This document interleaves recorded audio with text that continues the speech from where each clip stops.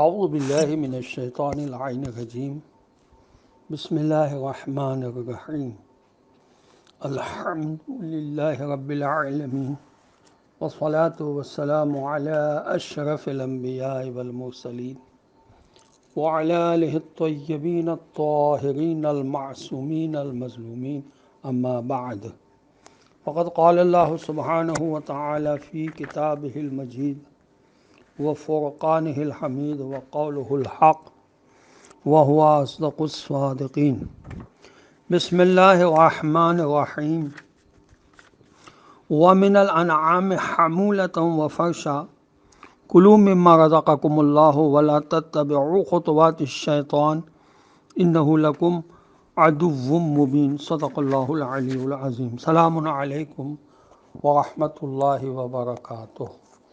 اللہ تبارک و تعالیٰ کا شکر ہے کہ آج کی 30 آیت کی تلاوت کا شرف میں نے حاصل کیا، جو سورہ مبارکہ انعام کی آیت نمبر 142 ہے، اور جس کا ترجمہ یہ ہے کہ وہی تو ہے جس نے مویشیوں میں سے وہ جانور بھی پیدا کیے ہیں جن سے سواری اور سامان لادنے کا کام لیا جاتا ہے، اور وہ بھی جو کھانے اور بچھانے کے کام آتے ہیں۔ تو کھاؤ ان چیزوں میں سے جو اللہ نے تمہیں بخشی ہیں، اور شیطان کی پیروی مت کرو، وہ تمہارا کھلا ہوا دشمن ہے۔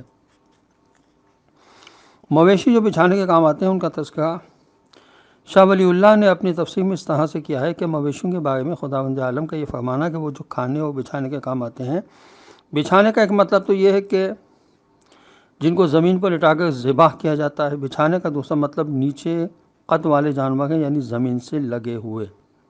یہ شاہ رفیع الدین صاحب نے بھی لکھا ہے اپنی تفسیر میں اس کو، اور تفسیر مجموع البیان میں یہ ہے کہ تیسرا مطلب یہ ہے کہ ان کے بالوں سے اون کی بچھانے والی چادریں وغیرہ تیار کی جاتی ہیں۔ سارے مویشی انسانوں کے لیے ہیں۔ فصل الخطاب میں علامہ علی نقی صاحب نے لکھا ہے کہ آیت کا مفہوم یہ ہے کہ سارے مویشی خدا نے ہمارے لیے پیدا کیے ہیں، اس میں سے کھاؤ اور بلا وجہ اپنے اوپر از خود پابندیاں نہ لگاؤ۔ ایسی پابندیاں کفران نعمت ہیں اور شیطان کے سکھائے ہوئے سبق ہیں، جسے وہ تمہارے لیے دنیا و آخرت کی محرومی کا سامان کرتا ہے۔ ان پابندیوں کو قبول کرنا شیطان کے نقش قدم پر چلنا ہے۔ اسی طرح بعض صوفیاء کا فلسفہ ترک باللذات یا ترک حیوانات بھی اس کے ذیل میں آتا ہے۔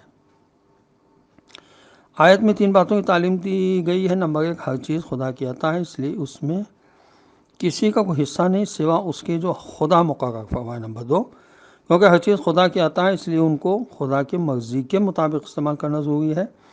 کسی دوسرے کو کوئی حق نہیں کہ وہ ان کے استعمال کا کوئی قانون بنائے۔ نمبر 3، یہ تفہیم القرآن میں بھی لکھا ہے، اور تفسیر قرطبی اور تفسیر جلالین میں بھی، کہ کیونکہ ہر چیز خدا نے بنائی ہے، اس سے صرف خدا ہی کسی چیز کو حلال یا حرام قرار دے سکتا ہے۔ انسان خود کسی چیز کو حلال یا حرام قرار نہیں دے سکتا۔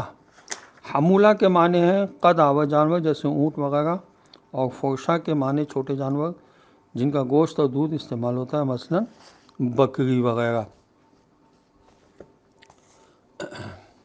مختلف جانوروں کا ذکر ہے یہاں اس آیت میں، جنہیں انسان کے لیے مسخر کیا گیا ہے۔ ان نعمتوں کو تمہارے لیے حلال کیا گیا ہے، شیطان کی پیروی کر کے ان کو حرام قرار نہ دو۔ حمولہ وہ جانور ہیں جو بوجھ اٹھانے کے قابل ہیں، جیسے اونٹ وغیرہ۔ فرشن سے مراد چھوٹے جانور ہیں، جیسے بھیڑ بکریاں۔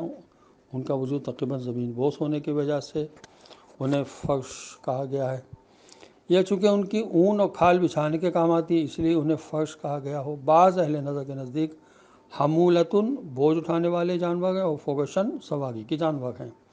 کلوا مما رزقکم اللہ، کھانے کا حکم برائے مباح ہے، حلال ہونے کا حکم ہے، اور نعمت الہی کے تذکر کے لیے بھی ہو سکتا ہے۔ خطوات شیطان، اس حلال کو شیطان کی پیروی کر کے حرام نہ کرو۔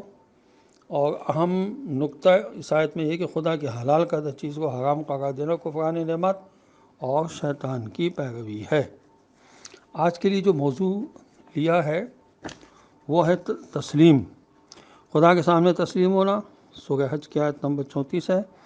فَإِلَٰهُكُمْ إِلَٰهٌ وَاحِدٌ فَلَهُ أَسْلِمُوا، تمہارا خدا اور معبود ایک ہے، اس کے اطاعت گزار بنو۔ حکم نبی کے سامنے تسلیم ہونا ایمان کی نشانی ہے۔